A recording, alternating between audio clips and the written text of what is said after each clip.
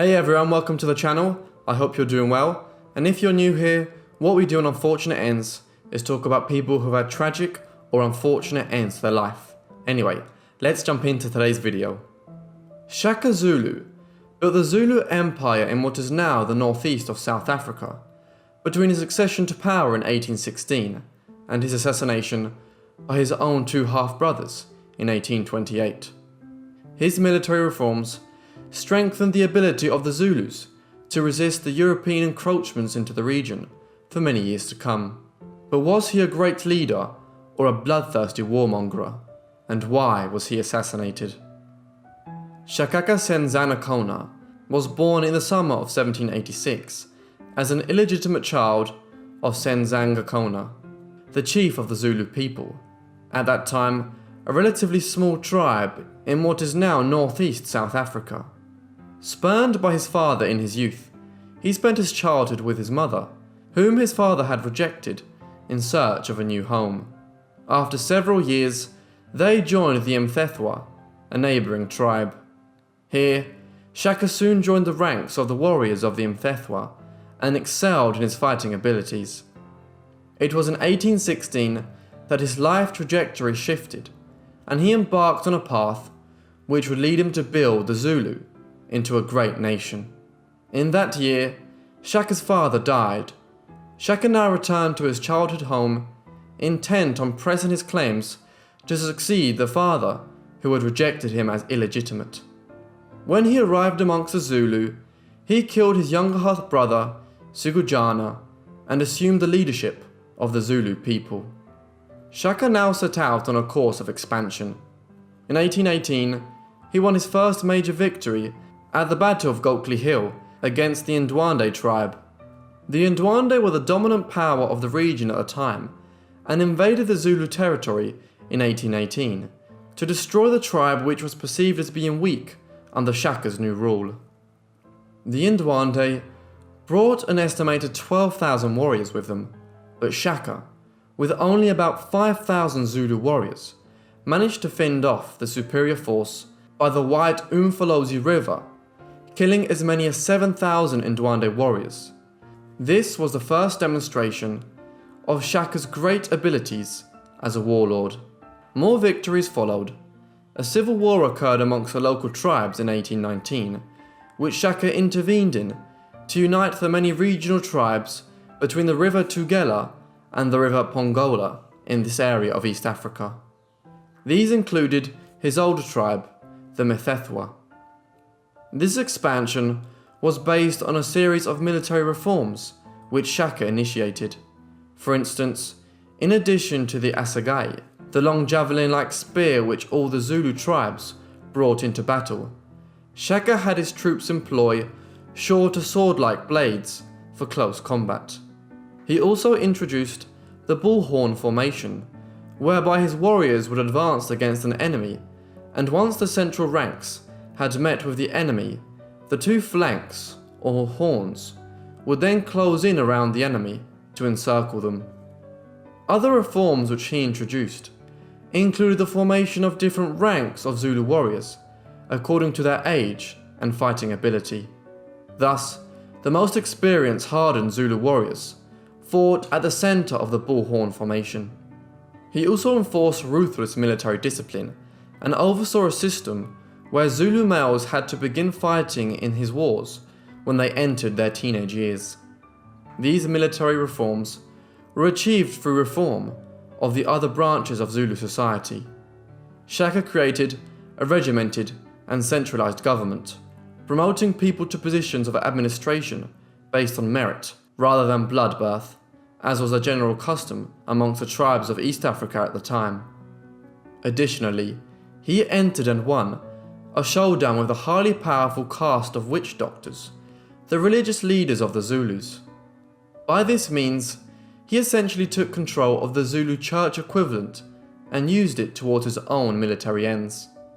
Because of these factors, he was able to conquer extensive neighbouring territories in the 1820s, in what is now the natal region of South Africa. Rivals were forced out of their territories, and Shaka placed his followers in charge of neighbouring tribes. But he could also be a shrewd diplomat, He incorporated several tribes into the growing Zulu Empire through negotiation, convincing their leaders that they could benefit from allying with him by plundering further up and down the coastline of Southeast Africa. Thus, Zilandlo of the Mkhizi, Jobioth of the Sitho, and Mathumbane of the Thulai were embraced as allies of the Zulu, and their people were incorporated into the Zulu Empire without ever having to go to war with them. Through all of these measures, it is estimated that by 1825, Shaka had conquered a region covering around 11,500 square miles, or approximately 30,000 kilometers. Millions of people lived under his rule. These lands were administered by employing a complex system of administration, whereby foodstuffs, ivory, and a great many goods such as textiles were sent to the Zulus as tribute. However, this expansion had not come without considerable suffering. Although the estimates of the numbers are unclear and are a source of some controversy, it is estimated that as many as 1 million people were killed in the wars amongst the Zulus, and the tribes which they conquered in the northeast of modern-day South Africa in the 1810s and 1820s. Much of this was in the nature of African society at this time, and there were many wars underway here before Shaka ever came to power in 1816. But Shaka was unquestionably responsible for escalating the level of violence here in his quest to build the Zulus into a great empire. Shaka could also be a fearsome and cruel warlord. On one occasion, he confined an enemy to a hut with some jackals and hyenas inside and waited until the animals devoured the offender. He then burnt the house to the ground as a warning not to resist his authority. Shaka's reign occurred early enough in the 19th century that he did not have to contend to a great extent with the European powers, which were only gradually starting to colonize Africa in the early 19th century. Dutch settlers had long been living in the colonies far to the south, on the Cape of Good Hope. However, in 1805, the British had acquired these territories, and they began settling colonies at Cape Town, Grahamstown, and Port Elizabeth in the Cape Colony, at the very south of the continent. Many of the Dutch settlers were unhappy with British rule, and in the years ahead began migrating to the north and northeast, directly towards the Zulus. One such settler, an Englishman called Nathaniel Isaacs, passed through the Zulu kingdom in the mid-1820s, most likely as an ivory trader, and knew Shaka. The Zulu Emperor even granted him and his companion a doctor, Henry Francis Flynn, extensive lands after Flynn treated Shaka for a severe wound with European medical techniques. In later years, Isaacs recounted these events in a book he wrote entitled Travels and Adventures in Eastern Africa, the first account by a European of King Shaka and his Zulu Empire. In Shaka's time, the numbers of these European settlers entering the Zulu sphere of influence was very small, and he allowed them to pass through and live near his territories unmolested, doubtlessly because he could trade with them for their technological superior weapons and other goods. But in time, in the years after Shaka's own reign, the Zulu would eventually have to contend with both the Dutch settlers and the British arriving in large numbers. In October 1827, Shaka suffered an enormous loss. His mother, Nandi, died. He had evidently been very close to her, their bond having been forged in his youth, when Shaka's father rejected both him and his mother, leading to their exile from the Zulus and life amongst the Mthethwa. Tradition holds that the king took her death very badly. In his grief, he seems to have descended into a form of madness and began acting in an extremely erratic and destructive fashion. For instance, legend holds that he now interrupted the food supply of the Zulu people and their new subject tribes by ordering that crops should not be sown or cattle milked while he was grieving his mother. As a consequence, famine struck the Zulu people, allegedly killing many. Moreover, He is even supposed to have taken the extreme measure of executing individuals who he deemed not to be grieving to a sufficient degree. These are, however, interpretations of his behaviour, which were put forward later, and this may have been propaganda by his killers to justify their actions in murdering him. The assassins themselves came from within Shaka's own family. Shaka had two other half-brothers, Dingane and Malangana. They had made an earlier attempt to assassinate him, which was unsuccessful, but now, with many people supposedly disaffected by Shaka's erratic behaviour and increasingly tyrannical rule, they found supporters to help them. Accordingly, at some date in the mid to late September 1828, accounts vary on the precise day, the brothers and some of their followers were able to get close enough to Shaka to attack him at his royal residence of Nyakamubi. As they fell on the king and stabbed him to death with their spears, the assembled courtiers fled into the surrounding regions, aware that it was Zulu custom for a ruler's closest associates to be killed when a change of ruler occurred, for fear that those who survived organised resistance to the new ruler.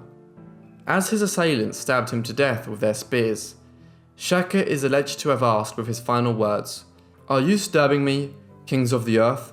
You will come to an end through killing one another."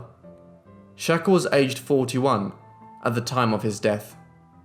In the ensuing hours that followed, ballads were sung, and Dingane, Shaka's half-brother and one of his assassins, was proclaimed as a new ruler of the Zulu people. Following Zulu custom, Shaka's body was then placed in a sitting position, tied to the central pole of the funeral hut. Funeral rites were performed, and a mourning ceremony took place for several days until such a time as all of Shaka's weapons and personal belongings were gathered together.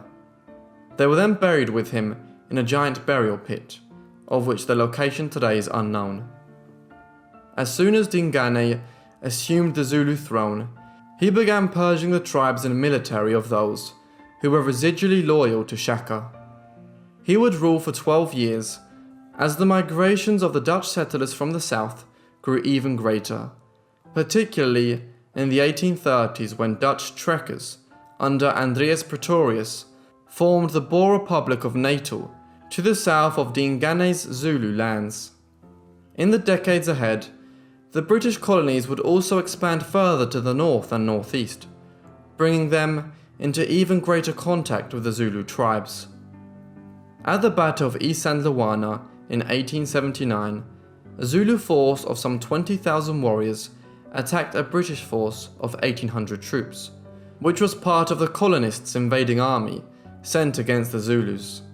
Armed with spears against highly trained British troops carrying rifles and armed even with machine guns, the Zulus succeeded in inflicting a major defeat, in one of the most catastrophic defeats suffered by a European colonial army in Africa during the 19th century. However, it was a unique occurrence. After several more years of war, Zululand was annexed by the British into their territories in the south in 1887. Thus died the empire which Shaka had built between 1816 and his own death in 1828. Thank you so much for watching this video on Shaka Zulu. I hope you enjoyed. If you did, leave me a like and a comment down below, and if you're new, want to subscribe, make sure to have notifications turned on so you get all my videos as soon as they're uploaded. And if you have a suggestion that you'd like me to see, you can comment it down below, or you can send it to my email or to my Instagram, which are both in the description. Anyway, that's all from me, so I'll see all of you in the next unfortunate end. Thanks.